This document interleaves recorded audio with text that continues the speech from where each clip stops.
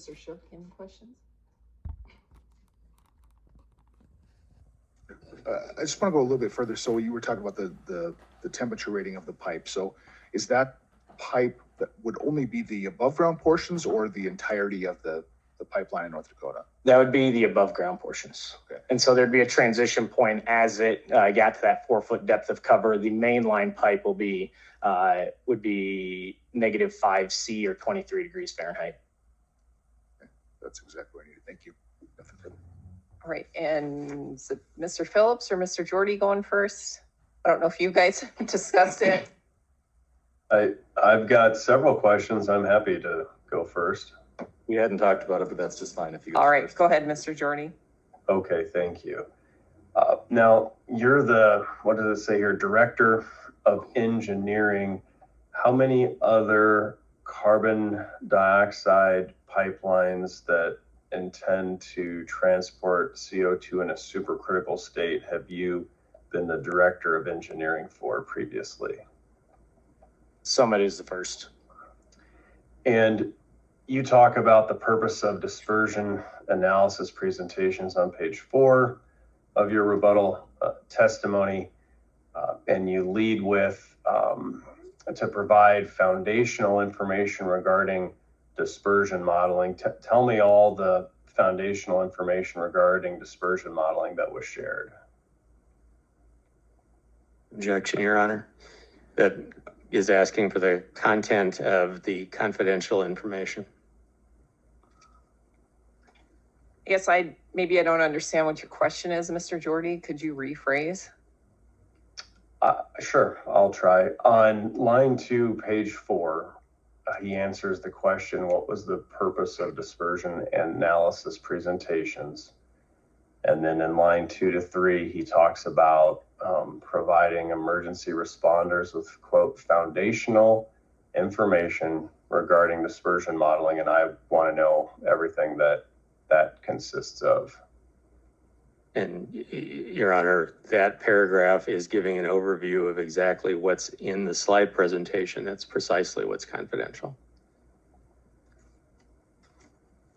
Mr. Pelham, any thoughts on this line of questioning? Well, as I said before, the commission's protective order is what it is, but I don't know if the witness can answer in generalities as to the general statements that were made as to what the response was, but it would seem to me that there would be some ability to question the witness on this area. I don't. As to the specifics, though, as to the actual dispersion modeling, that has been deemed to be confidential by the commission. I guess if the question can be answered in a general nature without disclosing what has been deemed or falls under the commission's protective order, you can provide that information. Otherwise, I would sustain the objection because we've already discussed there is a pending motion to revisit that protective order, and until that analysis has been made, that order does stand and protect that information. So, Your Honor, I don't want general. So if I'm being sustained, so be it. But I want specifically exactly what was shared related to that, and I'm going to walk through each one of these. And so if they're sustained, they're sustained. But I don't want general information from this rebuttal witness. Okay, then I am sustaining the objection. As to the specifics, because that was previously determined or falls under the commission's protective order. And sir, then the same question, I'll just lump them together so this doesn't have to get overly long. I want you to please then explain the details that you shared in these meetings as to, quote, why dispersion modeling is used, what dispersion modeling is, and different methodologies for performing it, comma, the types of conditions dispersion modeling accounts for, comma, and how dispersion buffer mapping compares to what actually happens when dispersion occurs, period, end quote. I'd like you to tell me exact details of all of that you shared in these meetings. Same objection, Your Honor. It's pretty clear that this is describing at a high level what the contents of the presentation materials are. The presentation materials have already been held to be confidential under the protective order. Again, we're in a difficult spot because we're trying to stay on the right side of the protective order while also providing information that was specifically requested and asked about by the commission on April 22nd. I think this is similar to several rulings Your Honor has made, that the important piece here is that these meetings are happening and that the commission have a sense that they're genuinely happening and what's happening at them. But at some point you cross over into safety, which is no longer in the commission's jurisdiction. The objection is sustained for the rationale we previously discussed.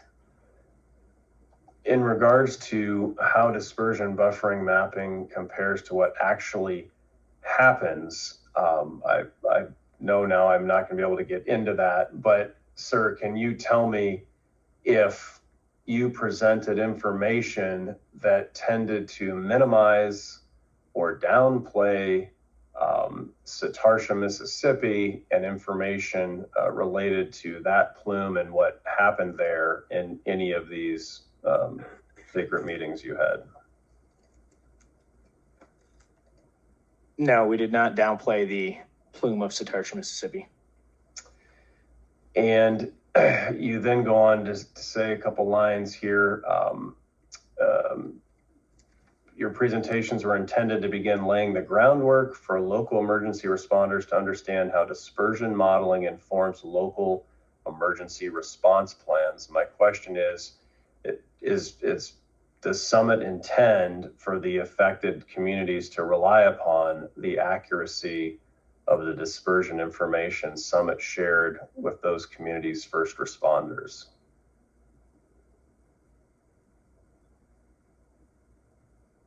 Can you restate that question? Yes, does Summit intend for the first responders of the various communities to rely upon and take as fact the Summit prepared and Summit presented dispersion modeling so that they can rely on that when forming their own emergency response plans within their specific communities? I'm going to object to the extent that it calls for specific content, but I do not object if the witness can generally characterize, to Mr. Georgie's point, whether the presentation, whether they intended communities to rely on the accuracy of the material presented. I understood it as a general question or statement. So with that in mind, you can answer. When it comes to the emergency response planning side of things with not only county emergency managers, but also first responders, as my written testimony outlines, what we've done right now is really start to lay the foundation of what will come. And so there's going to be future meetings and trainings in regards to what are actual response tactics, what does the emergency response plan look like for those local communities, in regards to my role in developing those plans. Generally outside of my scope, may supply some information that helps develop some of those plans, but in regards to how the local communities will actually respond is outside of my knowledge set. So if we can go back to the question I asked, did you intend on behalf of Summit, as the Summit Director of Engineering, that the invitees to these secret meetings where you shared dispersion modeling, did you intend those participants to rely upon the data you shared with them? Yes or no?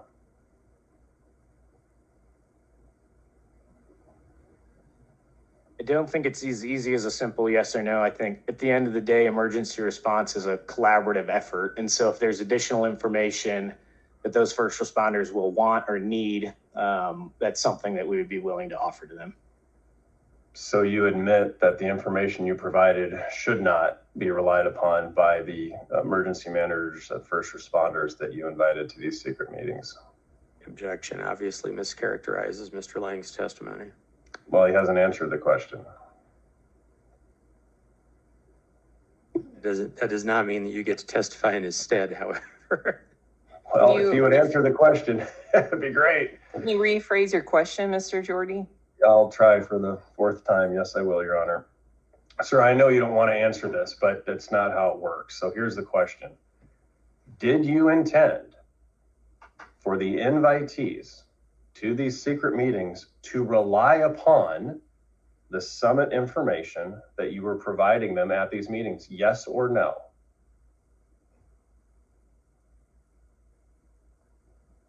Objection asked or answered. The witness already explained that this is not a simple yes or no question. He didn't answer it at all. I agree. I don't think he answered the specific question, and I understand there's more context to it. But if you could answer the specific question. Can you repeat it one more time? Sir, you've been brought here today to reassure the commission of all these wonderful things you've shared with first responders and all your efforts. And that information is so important to you and your company that you're fighting tooth and nail to keep it secret and confidential. And the question is this: did you, on behalf of Summit, intend to have the invitees to these secret emergency responder meetings to rely upon the Summit dispersion modeling that you shared with them? Yes or no?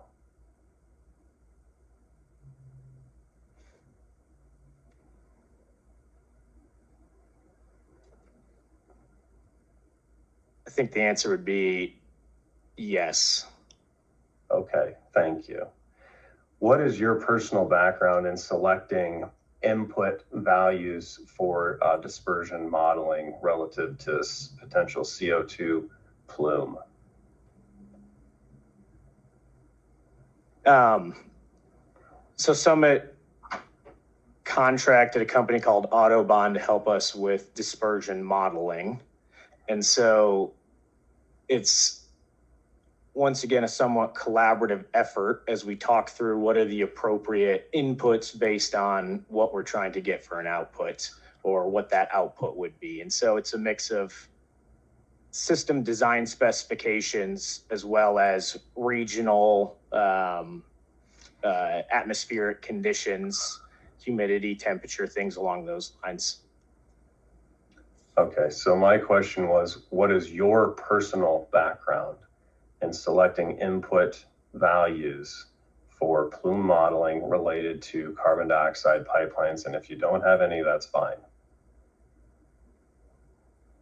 Outside of Summit, I have not been a part of plume modeling for CO2 pipelines.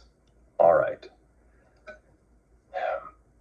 Then you go on to state the presentations explained that Summit performed dispersion modeling consistent with federal regulations.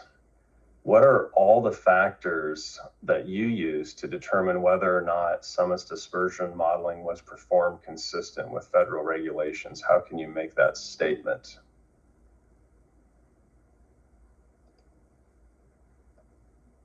Federal regulations through 195-452, the Integrity Management Plan section, ultimately require an operator to identify the risks associated with pipelines. And so when it comes to CO2, the risk associated with some type of inadvertent release would be the vaporization of CO2 and then an associated plume with that. And so as part of our regulatory requirements, making sure we can identify and understand risk so that we can execute the Integrity Management Plan program as prescribed by 195-452 is a federal requirement. You're not suggesting, are you, that PHMSA has a specific carbon dioxide pipeline requirement related to input values or output values for dispersion modeling on CO2 pipelines, are you? Not directly, other than it obviously needs to be applicable to what your pipeline design is and the geographical location of your pipeline. you were then asked, how did the presentation address what dispersion modeling is and different methodologies for performing it? I asked you about that and was sustained. Objections were sustained. Are you confident in the results of the dispersion modeling that were performed for Summit's route, including potential ruptures on or near my clients' land, businesses, and residences? Yes, I'm confident with the work Summit has done for our dispersion modeling. And that would be across the entire footprint of over 350 miles in North Dakota, correct? That is correct. And by providing that information to the PSC, Summit intends that the three decision makers here, the two commissioners and substitute decision maker Dawson, rely upon that model and the data you've provided them, correct? Objection, Your Honor. A calls for legal conclusion as to the extent that is relevant to decision criteria. I would join in that objection. I think it does call for a legal conclusion. The objection is sustained. Okay, I'll try it again. I didn't ask for a legal conclusion. Sir, again, you are the engineering guy. You've been brought here in rebuttal to talk all about how wonderful this dispersion work was. You just said you stand by it. Is it your intent as an employee of Summit that the PSC rely upon the data you have provided them in confidence? Yes or no?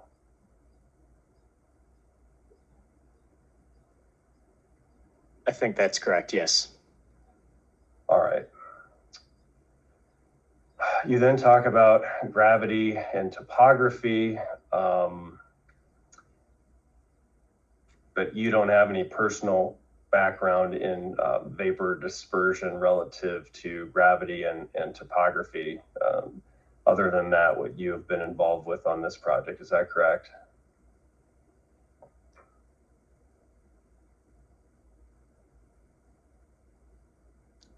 That is correct.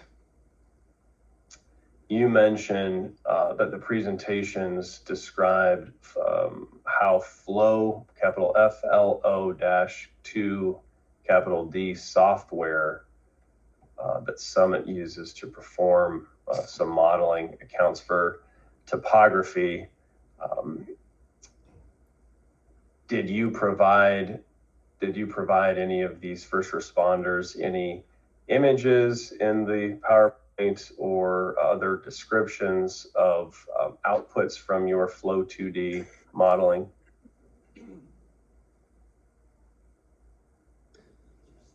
Objection to the extent that it calls for materials specifically in the presentation subject to the protective order.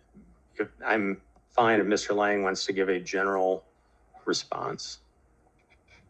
If you can answer it in a general nature, please do. We did talk about topography and the impact that could play on CO2 dispersion modeling in the presentation, yes. Are you aware that Flow 2D is primarily for flooding and mudslides and not for modeling supercritical CO2 from unintended releases or pipeline ruptures? I'm not aware of that. You described the phrase a full, quote, a full bore, B-O-R-E, rupture, end quote. Is that your way of saying the worst case type of a rupture? That is the worst case release type, yes. Also sometimes called a guillotine release. Okay, thank you. And you say you explained dispersion buffer maps, and are those maps that you provided in these meetings that show various distances that a vapor plume is projected to travel from the release source? We did show maps that also overlaid the buffers, yes. All right. And has that type of data, was that included in the information that Summit provided to the PSC confidentially.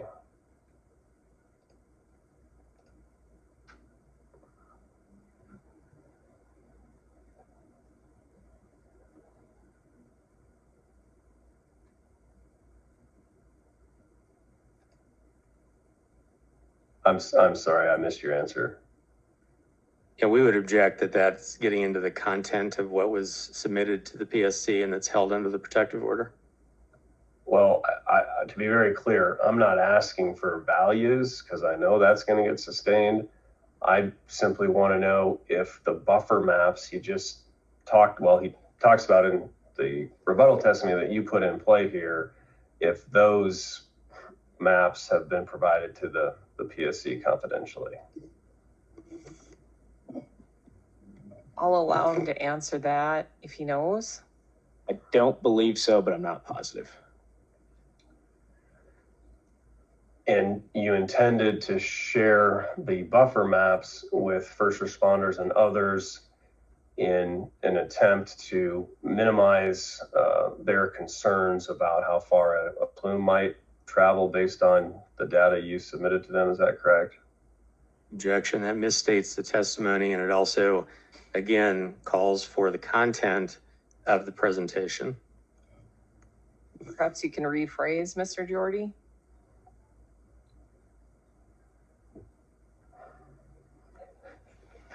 Okay.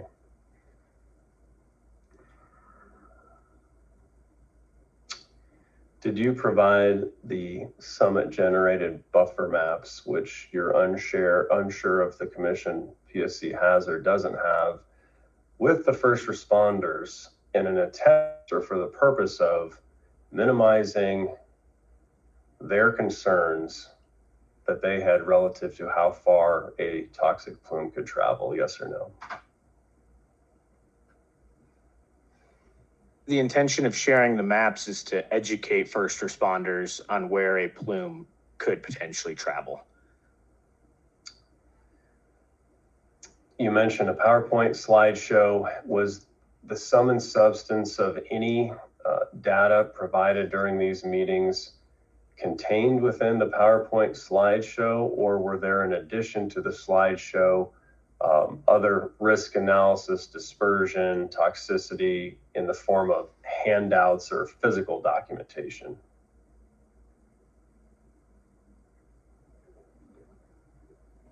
In some of the meetings, we did offer up digital versions of publicly available information. The API CO2 tactical guidance is one of those items. Excerpts from DOT 195 as it pertains to the regulations around emergency response for pipeline operators is another piece of information that was offered publicly. And then also an API study for shelter in place as a protective means. And so those three documents at a minimum. And then there was a Summit produced first responder preparedness training draft. And so those four documents were at least offered verbally to be transmitted electronically if desired. And I don't know exactly which counties have received some of that. And so of the items that you just listed in that response, were any of those deemed by Summit to be confidential? Not to my knowledge. Okay. You then state that you provided the PowerPoint slides in question to the PSC, to the commission, and then you note that there have been revisions to the presentation over time based on input from emergency responders. Are you able to get into what that is without violating this confidentiality order? I can try to be, I'll be as general as possible. I mean, ultimately, as I've testified to, it is an educational presentation to talk through some of the topics of dispersion. And so as we met with first responders and as they had questions, we wanted to make sure that we would address those moving forward for future groups that we would potentially meet with. And so there were a variety of items that came up during those presentations where individuals would ask us questions. We knew that we had additional information or studies that may help paint that picture, educate them further. And so we did make revisions as we continued down this process to, once again, just try and improve the education process for first responders and emergency managers. So as a part of improving that process, did that include sharing additional confidential information that wasn't initially contained in the PowerPoint provided to the Public Service Commission? I don't know all the ins and outs of the confidential information side of things, but my understanding is yes. Again, you then go on, I'm on page 6, to mention presentations addressing toxicity. And then I think you previewed some of the reports you looked at. And so the PSC then, if they have the PowerPoint, they have the portion of your presentation that addresses the toxicity of CO2 from your perspective. Is that correct? That's correct. And when you, on page 7, I think you highlighted some of these, subpart 3 on your answer to the top of page 7, relative to toxic exposure, you reference a 2022 study by a team of Dutch scientists, and you're referencing their what's also known as the Shell Global Solutions International BV study. Is that correct? I don't know it by that name. I've referenced it as the Van Schreier. Okay, thank you. And I don't need to get into that, but we've already had expert testimony on that.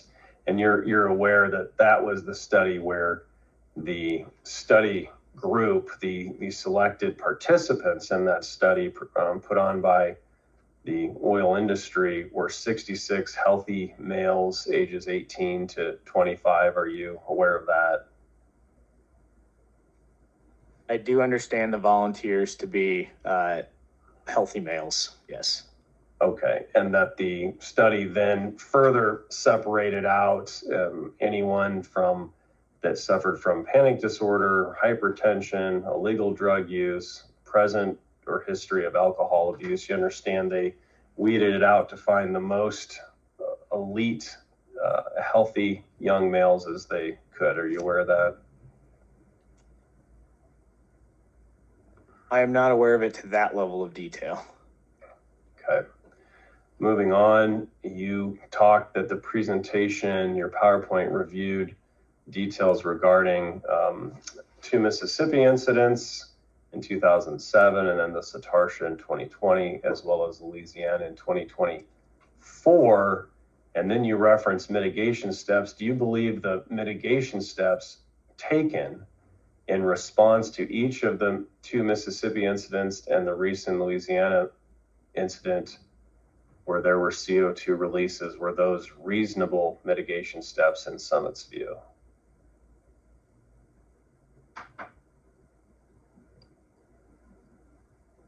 Can you rephrase that one? Yep, and if you want to follow along, I'm on page 7, line 12. What's a question? And the question is, you reference mitigation steps. So you're telling these in these secret meetings about the mitigation steps. Do you, on behalf of Summit, agree that the mitigation steps, your words, were those reasonable in the 2 Mississippi incidents and the Louisiana 2024 incident?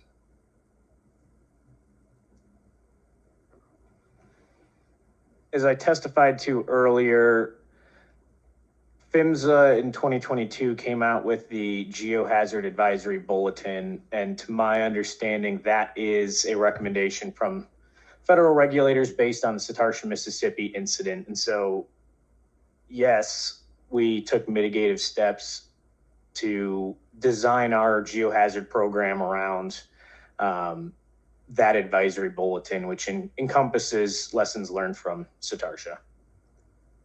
Okay, so you're answering your own questions again, sir. My question is, do you believe that the mitigation steps taken in Mississippi in June of 20 07, were those reasonable mitigation steps at that time? Objection, Your Honor. I think that mischaracterizes the testimony. Mr. Lang just said that mitigation steps there refers to steps that Summit took in design in response to lessons learned from those prior incidents. Well, I'd object to the speaking objections, and my question is my question. So if you can just answer my question. In which case it's asked and answered because he just explained why the premise of Mr. George's question is incorrect. Okay, well, should we just try again? Let me just try again, sir. And if you don't understand words I'm using, just stop me, okay? So we can get through this. Do you, on behalf of Summit, believe, this is just a yes or no question, believe that the mitigation steps taken in Mississippi in June 2007 in response to that CO2 release, do you believe those were reasonable? Yes or no? Can I ask a clarification to that? No.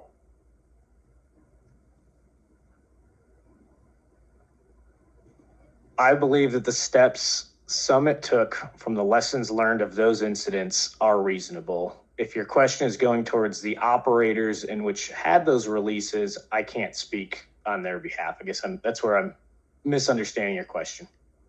All right, so you didn't, in these presentations, you didn't make any comment or pass any judgment either way if any of the three incidents you reference, if those operators took reasonable mitigation steps. Is that true? We did not discuss mitigation steps that those operators would have taken. That is correct. We did discuss mitigative steps we have taken in response to those releases. Okay. All right, so that's helpful. So you also then didn't provide any critique in terms of mitigation steps that weren't taken but could have been taken. Is that true? We did not critique the other operators. That is correct. You provide an attachment B. I'm sure you're aware that when Mr. Powell was cross-examined, I asked him about, the sign-in sheets. Is your exhibit B to your rebuttal testimony, is that the universe of all participants at all of the meetings as you have listed? That is my understanding. Ultimately, I was not responsible for the invitees. That was generally run through the county emergency manager. I simply was just there to present the information. Did you personally prepare attachment B? Did you type it yourself?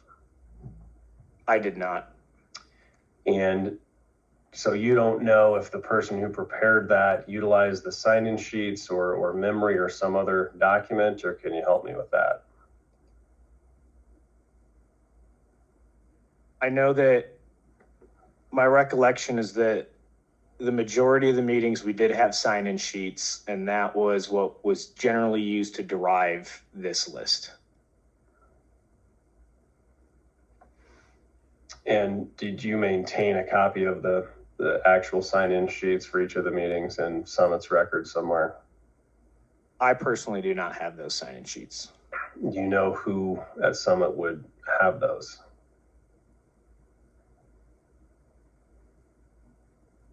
I do not know who kept record of those sign-in sheets. You state that sometimes you get questions that you or other Summit personnel in attendance at these meetings can't respond to. You gave an example and you indicated you would pose the question on toxicity or treatment protocols to a toxicologist and get back with them with an answer. Have you done that? Yes, we have. All right. Well, okay. Probably can't answer that. Okay. And tell me this, which meeting was that, did that question emanate from, if you recall? That one was specifically Cass County. All right. And the toxicologist that you consulted was whom? Dr. Lumpkin. All right. And then you talk about dispersion analysis, providing information regarding emergency response plans. You acknowledge that communities can formulate their own emergency response plans completely independent or guided by Summit's emergency response plan if they choose. Is that correct? Calls for legal conclusion. Are you asking for a legal conclusion, Mr. Jordy, or are you asking his opinion? I don't ask any questions for a legal conclusion from a non-lawyer. I mean, I'm literally reading out of his testimony. And so I'm curious if he has any personal idea whether or not local emergency management can formulate their own emergency response plans. You can answer. Since I personally am not responsible for emergency response planning, I don't know the answer to that. Okay, so you're brought here in rebuttal to talk about information you personally provided related to emergency response plans. If you're not the person to answer those questions, who at Summit's group would be? I think that slightly mischaracterizes my testimony. My testimony is to talk about kind of the foundation, which emergency response planning would be dispersion modeling, and to talk through some of the topics that we've talked through with first responders and emergency managers, not necessarily to develop those emergency response plans. So who at Summit is that person?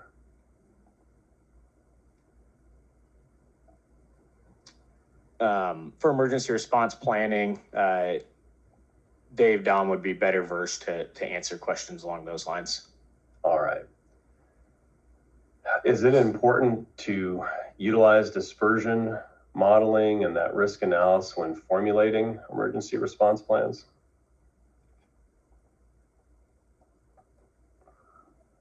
I think that there would be some information or topics that would be important. Yes. And would that answer be true not only for Summit, the one that PHMSA requires Summit as the operator to have, but would that answer be true also for, in your view, the local North Dakota emergency response plans communities may have? Objection, Your Honor. The witness already testified that he is unaware whether or not localities can have their own emergency response plans. I agree. The objection is sustained. Were you ever asked by anyone locally if they could have their own emergency response plans or if they had to only follow whatever Summit decides to put out there? Were you ever asked questions like that? I have not been asked that question.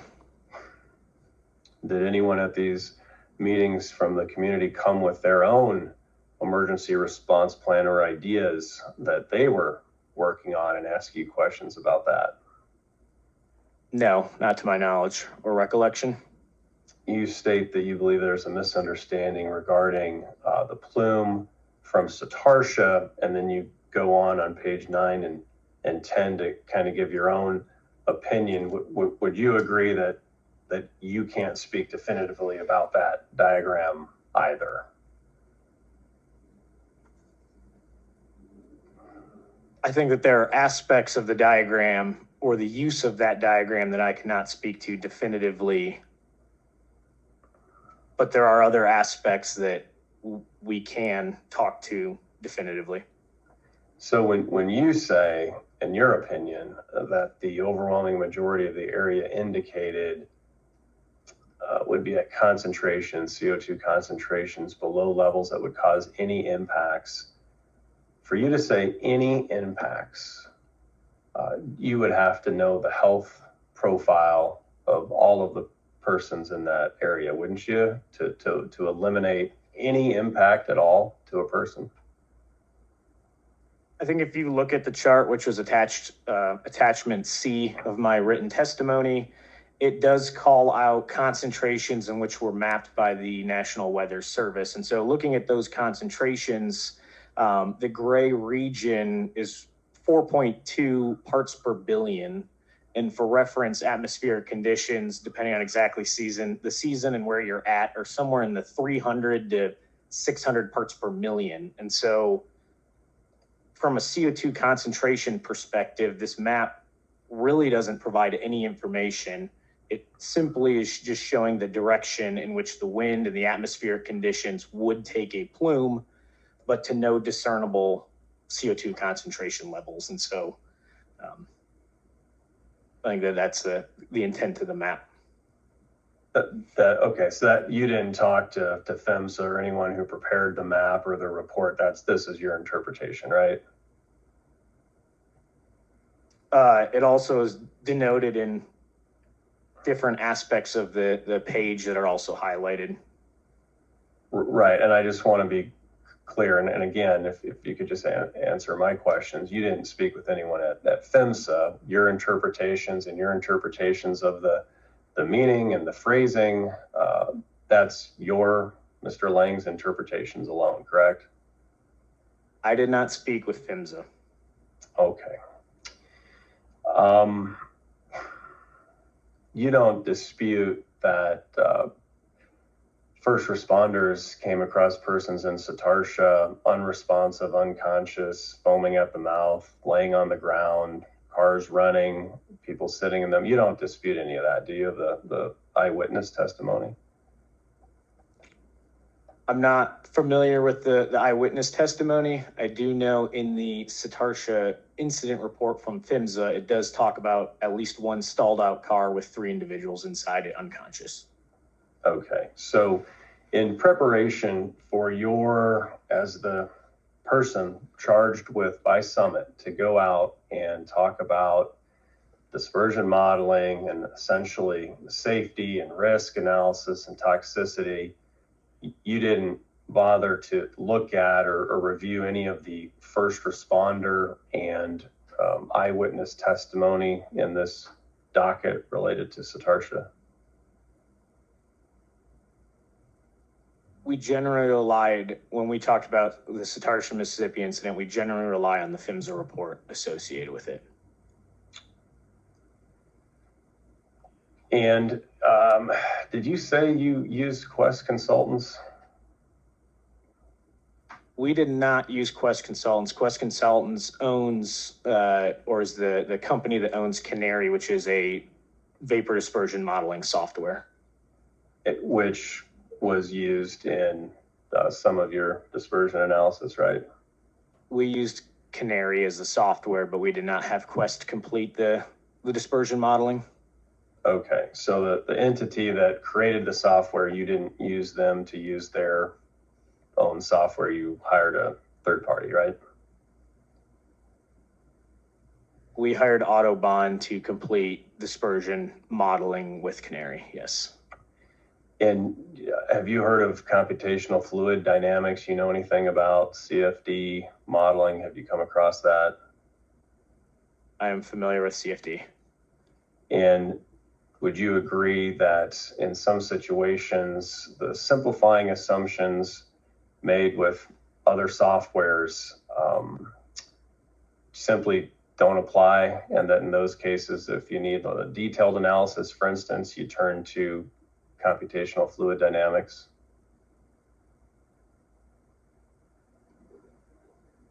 I would disagree with that. Okay. And so would you disagree that computational fluid dynamics is required to find solutions where there are complex variables, complex problems, and the simpler types of models out there, even the Canary model, is not appropriate? Can you rephrase that? Yes. So do you agree or disagree that computational fluid dynamics is required when you need a solution to complex problems where other simpler modeling software packages aren't appropriate? I would disagree and state that CFD is not required. Okay. Mr. Leibel, do we have exhibit 52 ready or printed off If so, I'd like you to tell me, please, and if we could pass that around. Yep, he's passing it out right now. Okay, very good. I'll wait, Mr. Lang, until you have a copy in front of you there.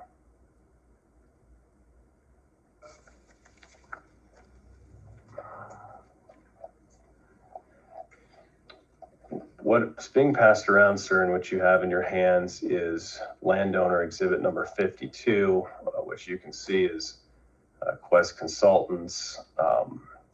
And the statements you disagreed with were statements that Quest Consultants has made related to computational fluid dynamics. Would you like to change your opinions at all that you gave a second ago?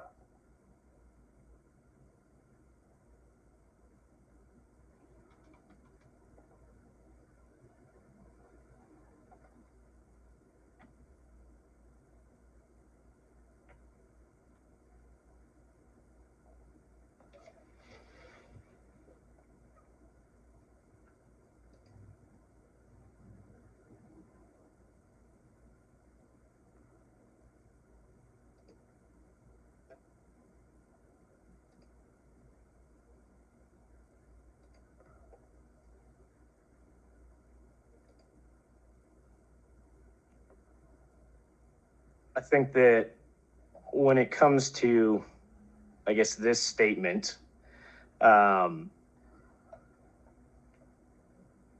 somewhat fail to see where it calls out Canary as in relation to CFD. And then I think also applicability in regards to exactly what you're modeling is extremely important context in regards to determining the solution and the appropriate solution for vapor dispersion modeling.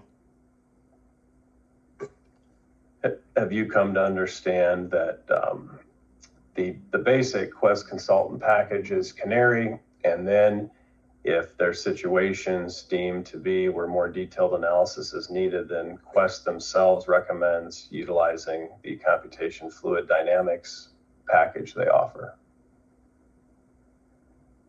I am not aware of that.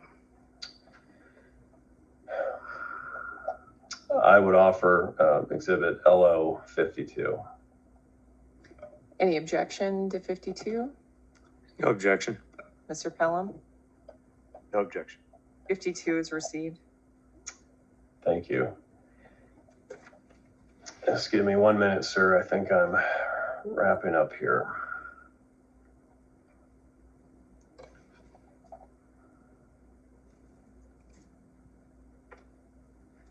Do you have any insight that you can share about when PHMSA will complete the rulemaking procedure that they're currently involved in related specifically to CO2 pipelines in the United States? I have not seen PHMSA issue any hard dates.